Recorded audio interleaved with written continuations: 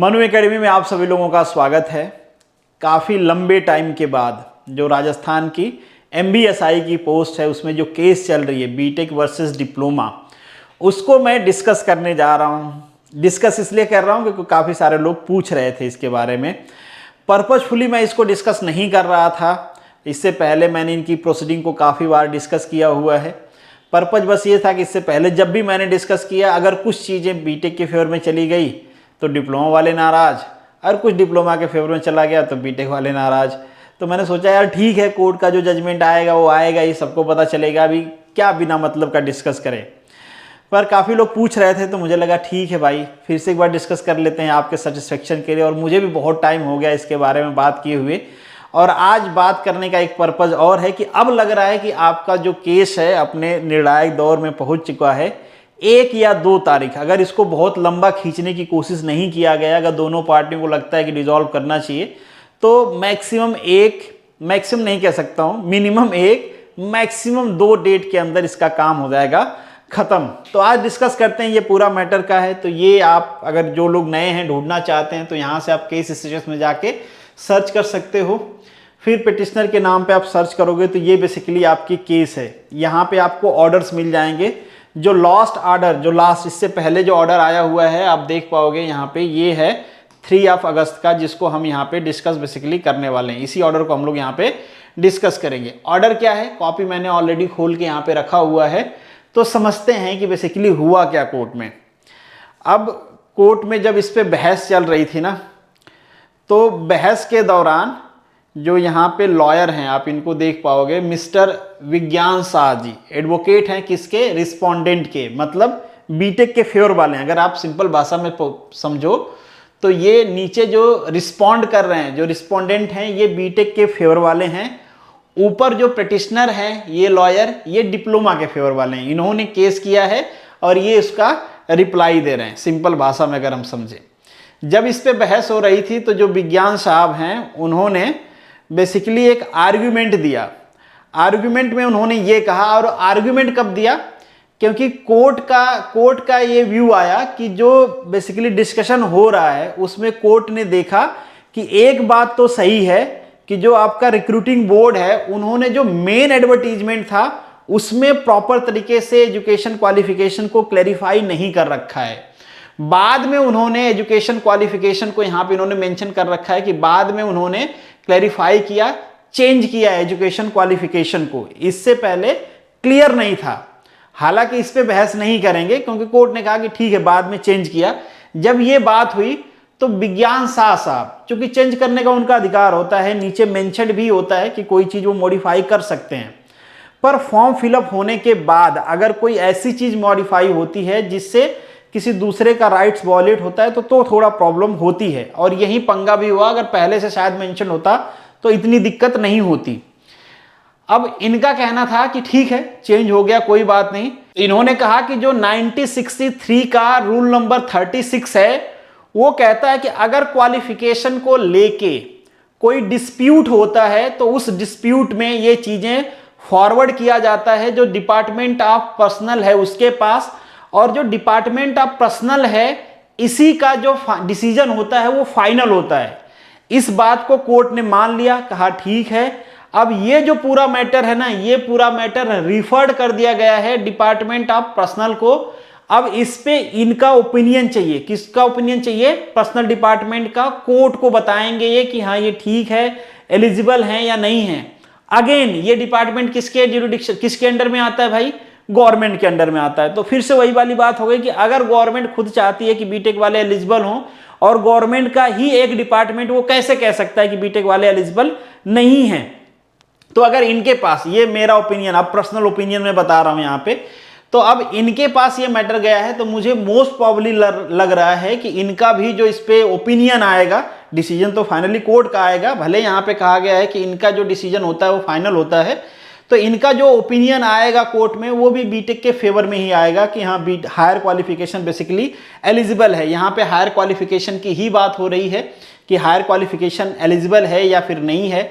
तो most probably जो department of personal है ये भी यही कहने वाले हैं कि हाँ बीटेक या फिर हायर क्वालिफिकेशन इस पे एलिजिबल रहेगी।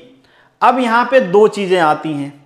अगर जो पिटिशनर हैं, अगर उनके पास प्रिपरेशन है पहले से उनके बेसिकली आर्गुमेंट को काउंटर करने का, तो हो सकता है वो काउंटर करें और बहस भी हो सकता है वो प्रिपेयर्ड नहीं हो तो वो टाइम भी मांग सकते हैं। अब अगर वो टाइम मांगते हैं इसके लिए कि हमको काउंटर करने के लिए टाइम चाहिए, तो फिर क्या होगा, केस थोड़ा और डिले होगा। तो इसीलिए मैं कह रहा हूं कि अगर मान लीजिए तुरंत काउंटर करते हैं उसी डेट में, जो लास्ट डेट इसकी रखी गई है, ये डेट रखी गई है आप नेक्स्ट मंथ में, अब आने वाला है 10 दिन बाद फिर से इसकी हियरिंग है, तो अगर इस डेट में बहस हो जाता है, इनका ओपिनियन आ जाता है पर्सनल डिपार्टमेंट का और उस पर बहस हो जाते हैं, जो पिटिशनर के लॉयर हैं वो बहस कर लेते हैं, वो ऑलरेडी प्रिपेयर्ड हैं बहस करने के लिए, तो ठीक है, हो सकता है बहस भी करें, उसके बाद कुछ चीज़ों के लिए वो टाइम भी मांग सकते हैं, तो डेफिनेटली कोर्ट टाइम ग्रांट करता है मैक्सिमम ऐसे मैटर में। ऐसा नहीं है कि पहले से टाइम ग्रांट कर रखा है। जब कोई भी चीज़ नई ऐड होती है तो जो पिटिशनर है या रिस्पोंडेंट है, जिसने भी नया ऐड किया है, जो दूसरा होगा जो इसको रिस्पॉन्ड करेगा, उसको टाइम दिया जाता है। तो कोर्ट हो सकता है यहाँ पे मोस्ट प्रॉब्ली दोबारा डेट लगा दे, टाइम दे दे, तो यहाँ के पे तो बहुत कम चांस है कि जजमेंट आ जाएगा, पर इसके बाद 1 या 2 डेट और लग सकती है इसकी। मोस्ट प्रॉब्ली अब ये जजमेंट के अपने क्लोज है, और मुझे ऐसा लगता है कि जब गवर्नमेंट बीटेक के फेवर में है, आपका ट्रांसपोर्ट डिपार्टमेंट फेवर में है, रिक्रूटिंग बॉडी फेवर में है कि हमको बीटेक को लेना है, तो मोस्ट प्रॉब्ली ये जजमेंट भी बीटेक के फेवर में जाएगा और बीटेक के कैंडिडेट यहाँ पे एलिजिबल होंगे। काफ़ी सारे लोग पूछ रहे हैं कि रिजल्ट नहीं आ रहा है। देखो, रिजल्ट नहीं आ रहा है, मुझे ऐसा पर्सनली लगता है कि उसका एक ही रीजन है, क्योंकि ये जजमेंट अभी पेंडिंग है, इस वजह से फाइनल रिजल्ट नहीं दे रहे हैं। क्योंकि अगर फाइनल रिजल्ट सोच के देखो, आप दे देते हैं, कॉमन सेंस की बात अगर करें तो फाइनल रिजल्ट मान लीजिए दे देते हैं ये, और कल को हाइपोथेटिकली स्पीकिंग कि डिप्लोमा जीत जाता है, मान लीजिए डिप्लोमा जीत जाता है, अब रिजल्ट में बहुत सारे बीटेक वाले कैंडिडेट होंगे और डिप्लोमा जीत गया, अब दोबारा से रिजल्ट बनाना है, अब फिर बीटेक वाले फिर से घुमा के केस करेंगे कि बताओ हमारी क्या गलती थी, हमको आपने रिक्रूट किया, फाइनल लिस्ट में दिया, फाइनल सिलेक्शन हमारा हो गया, तो हमारी क्या गलती थी, हमको रिक्रूट करो, हमको क्यों बाहर निकाल रहे हो। तो फिर से एक नया केस आएगा। तो मुझे लग रहा है कि इस वजह से बोर्ड बचना चाह रहा होगा कि ठीक है, आ जाता है फाइनल जजमेंट आ जाता है, उसके बाद ही रिजल्ट दो, झंझट से दूर रहो।